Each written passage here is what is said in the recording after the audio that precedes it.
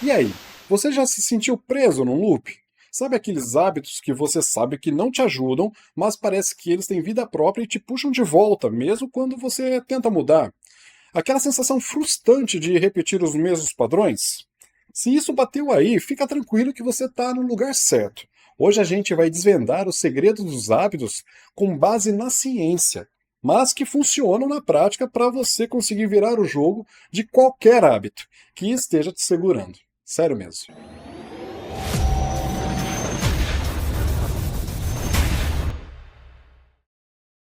Olá, pessoal. Sejam muito bem-vindos de volta aqui ao Imersão.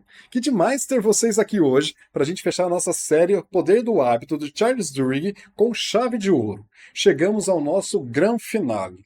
E olha, se você por acaso caiu aqui de paraquedas e perdeu a parte um ou a parte 2, faz um favor para você mesmo. Pausa aqui rapidinho, clica no link que está aparecendo aqui em cima e assiste lá primeiro. A gente construiu toda uma base lá e vai fazer muito mais sentido para você. Depois, você vem correndo para cá e a gente termina essa série maravilhosa. Combinado? E hoje, para encerrar com chave de ouro, a gente vai fazer o que eu mais gosto: mergulhar em histórias reais. Histórias que arrepiam e que inspiram de verdade. Vamos ver na prática como sacar o esquema dos hábitos levou gente como a gente a fazer transformações que parecem coisa de cinema. Eu estou prontíssimo para essa dose final de inspiração e aprendizado. E você? Bora comigo nessa? Para começar, que história o Riggs separou para a gente nessa parte final? Ele nos apresenta a jornada simplesmente incrível da Lisa Allen. Imagina só o cenário: uma mulher que em poucos anos deu uma guinada completa na vida. Pensa bem, ela emagreceu pra caramba, mais de 20 quilos. Não só começou a correr, mas completou uma maratona. Voltou a estudar e fez um mestrado. E ainda conseguiu comprar uma casa própria. Gente, é uma virada de 180 graus, uma transformação que parece quase inacreditável. Aí você deve estar pensando, tá, qual foi a mágica? Tomou alguma pílula secreta? Não exatamente mágica, mas ciência pura, aplicada na veia. A ciência por trás disso veio de pesquisas super inovadoras, daquelas que tentam entender como os hábitos realmente funcionam lá dentro do nosso cérebro. Cientistas pegaram um grupo de pessoas que tinham conseguido superar hábitos bem pesados, tipo fumar sem parar, comer compulsivamente, gastar o que não tinha, e também estudaram o cérebro em ação. Usaram ressonância magnética, monitoraram tudo. Queriam ver o que acontecia lá dentro quando a tentação batia e como os novos caminhos neurais poderiam ser criados. E sabe qual foi o grande clique que os cientistas tiveram? O pulo do gato? Eles viram que a chave para virar o jogo de um hábito é identificar o desejo real que está por trás dele. Aquela coceirinha, aquela necessidade que te move de verdade. Lembra que a gente falou lá na parte um sobre os desejos? Como eles são tipo um motorzinho do loop do hábito, ativados pela antecipação da recompensa? Os cientistas sacaram que se eles entendessem qual recompensa específica a pessoa estava buscando, mesmo que inconscientemente, eles poderiam ajudá-la a criar uma nova rotina. Uma rotina diferente, mais saudável, mas que entregasse as mesmas recompensas que satisfizesse aquele mesmo desejo profundo. É tipo um hacker do bem no seu cérebro. Ah, você anseia por essa sensação de alívio, conexão, prazer. Beleza, que tal a gente conseguir isso fazendo o Y, que te faz bem, em vez de Z, que te derruba, que te faz mal? No caso da Lisa, o que a ciência descobriu ajuda a explicar o sucesso dela. A raiz de muitos hábitos ruins era um sentimento de solidão e tédio. A recompensa que ela buscava era conexão, propósito e desafio. Então, ao criar novas rotinas, como entrar num clube de corrida, conexão, desafio físico, e voltar a estudar, propósito, desafio intelectual, ela estava, na prática, satisfazendo esses desejos de forma positiva. E essas novas atividades, essas novas rotinas, funcionaram como o Duhigg chama de hábitos angulares. Pensa no hábito angular como aquele dominó que, quando você derruba, leva um monte de outros juntos. São hábitos que não resolvem só um probleminha isolado. Eles criam um efeito cascata positivo que começa a respingar em várias outras áreas da sua vida. E por que eles são tão poderosos? O livro explica alguns mecanismos-chave. Para começar, eles geram aquelas pequenas vitórias. Cada corrida que a Lisa completava, por menor que fosse, era uma prova para ela mesma de que ela podia mudar, de que ela tinha o controle. Isso cria um senso de eu consigo fazer isso. Uma autoeficácia que transborda e até dá confiança para encarar outros novos desafios. Além disso, eles meio que te forçam a organizar outras rotinas. Começar a correr exigiu que a Lisa organizasse melhor o seu tempo. Talvez a fizesse dormir mais cedo, ou comer melhor para ter mais energia. Mudanças que acontecem quase como consequência natural. E tem mais uma coisa fundamental: eles podem até mudar a forma de como você se vê e sua cultura.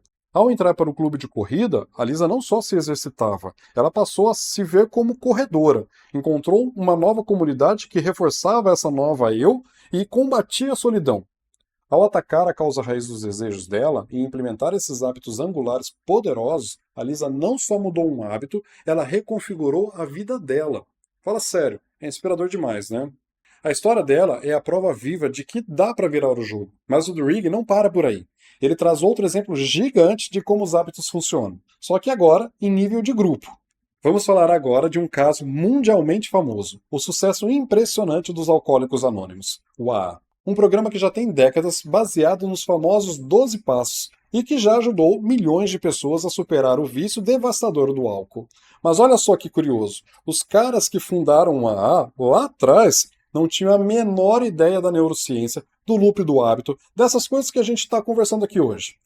Então, como que raios eles conseguiram criar algo tão eficaz para mudar o hábito tão difícil, sem a receita da ciência? E a resposta foi na raça, na pura tentativa e erro. Eles foram testando, ajustando e acabaram descobrindo práticas que, olha só que coisa, se alinham perfeitamente com o que a ciência viria a comprovar décadas e décadas depois. É sensacional. Lembra da regra de ouro que a gente viu? Manter a deixa, trocar a rotina, manter a recompensa. Funciona para muita coisa, mas o Durig percebeu que para vícios profundos, especialmente em momentos de grande estresse, tipo perder emprego, luto, a velha rotina podia voltar com tudo. Faltava aquele ingrediente. E é aí que entra a genialidade e prática dos Alcoólicos Anônimos. Vou te dar alguns exemplos para você entender um pouquinho melhor. Um pilar dos Alcoólicos Anônimos é a sugestão de participar de 90 reuniões em 90 dias. Parece muito intenso, intenso pra caramba, e é. Mas pensa comigo, é uma forma genial de interromper brutalmente o loop do hábito antigo. Ao se jogar num ambiente novo, cercado de gente com o mesmo objetivo e sobriedade, você está basicamente trocando suas velhas deixas e rotinas por um sistema completamente novo. É quase uma imersão forçada num conjunto de hábitos novos. Outro ponto crucial: o foco em compartilhar as próprias histórias. As dificuldades e as vitórias, e dar apoio para os outros, isso cria um senso de comunidade e de pertencimento que é fortíssimo. E é mais importante ainda, como o Durig mostra, isso ajuda a construir uma coisa essencial, que é a crença. Essa comunidade, essa troca, ajuda a construir e fortalecer a crença compartilhada de que a mudança é possível. Ver gente que esteve lá e que passou pelos mesmos problemas e conseguiu sair é um antídoto poderoso contra o desespero. Isso cria e fortalece a crença fundamental de que a sobriedade é, sim, atingível. Aquela sensação poderosa de, cara, eu não estou sozinho nessa jornada, eu preciso estar aqui. Além disso, tem a ideia de crer em algo maior, seja num poder superior, como nos 12 Passos, seja num próprio grupo, ou até mesmo no processo dos Alcoólicos Anônimos. O Durig interpreta isso de forma ampla.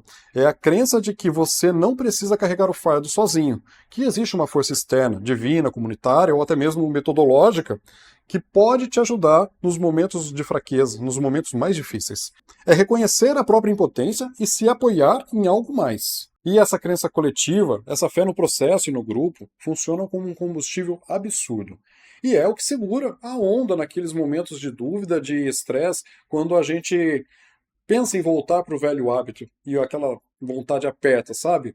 Pensa assim, é quando a crise bate, a crença funciona como uma muleta psicológica. Ele te dá a força necessária para que, em vez de você sair e beber, né, ativar aquele antigo impulso, ativa uma nova rotina, aprendida lá nos Alcoólicos Anônimos, que é ligar para o seu padrinho, ir para uma reunião. A crença fortalece a aplicação da regra de ouro, justamente quando ela é a mais necessária e mais frágil. É a força do tamo junto, da luta e do triunfo compartilhado. Isso não tem preço. E o mais fascinante é que os fundadores dos Alcoólicos Anônimos descobriram isso por experiência. Décadas antes da neurociência, começaram a mapear como a comunidade, a rotina e a crença trabalham juntas lá no cérebro para ajudar na recuperação. A ciência hoje ajuda a explicar por que isso funciona tão bem. É sensacional ver como, mesmo sem o manual da ciência, os alcoólicos anônimos acertaram na mosca. Entender a ciência por trás só reforça o porquê de funcionar tão bem para tanta gente. E a grande lição aqui, para mim e para você, é que a gente não está à deriva. Não é refém dos nossos próprios hábitos. A gente pode sim tomar as rédeas. E ao entender como eles funcionam, o loop, os desejos, os hábitos angulares, a força da comunidade da crença, a gente pode usar esses conhecimentos a nosso favor. Podemos hackear os nossos próprios hábitos para criar transformações que a gente quer fazer nas nossas vidas. E essa necessidade de crença, de acreditar na possibilidade, talvez buscar apoio, não se limita a vícios. Vale para qualquer grande mudança que a gente queira fazer na nossa vida. E com essa ideia poderosa, a gente fecha a nossa exploração. Uau, que jornada é essa nossa imersão em O Poder do Hábito, hein? A gente desvendou a ciência por trás dos hábitos, aquele loop, deixa, rotina, recompensa. Mergulhou fundo no poder dos desejos e na importância e limites da força de vontade. Descobriu os tais hábitos angulares que podem mudar o jogo todo e entendemos um pouco mais do porquê eles funcionam. Entendeu como os hábitos se espalham em grupos, criando culturas e movimentos.